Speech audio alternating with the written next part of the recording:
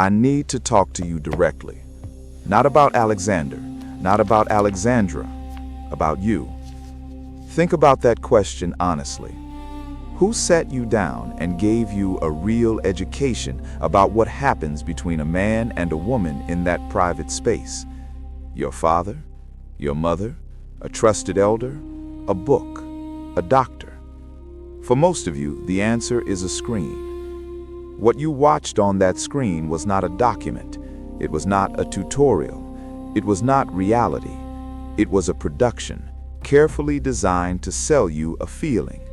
And the feeling it sold you was this: size is power, confidence is preparation, and a woman's hesitation is just a prologue. And you believed it. Not because you are foolish, because nothing else came to replace it. No conversation, no education, no honest voice saying, wait, that is not how a real woman's body works. So the screen became your manual. And you carried that manual into your marriage without ever questioning a single page of it. Let me ask you something else. Have you ever been with a woman and mistaken her silence for satisfaction? Have you ever confused her endurance for enjoyment?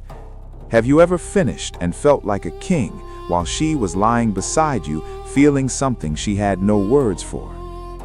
That is the gap. The gap between what the screen taught you and what her body was actually experiencing. It is the exact gap Alexander fell into, and that gap has a cost. Sometimes the cost is a quiet distance that grows in a marriage over years, like the cold silence in Alexandra's bedroom. Sometimes the cost is a medical condition that develops because a woman's nervous system learned to protect itself from something that was supposed to be safe. Sometimes the cost is a divorce paper signed through tears that nobody in the neighborhood saw coming. And sanctuaries have requirements. Not complicated requirements, but specific ones. Safety, patience, the kind of knowledge that comes not from a screen, but from genuine curiosity about the specific human being in front of you. The man who understands this is not a lesser man. He is not weak. He is not giving something up. He is the man whose wife comes toward him rather than closing away from him. He is the man whose marriage deepens over years rather than quietly hollowing out. He is the man who never has to wonder why she seems far away even when she is right beside him. So the question is not whether you are big enough or experienced enough or confident enough.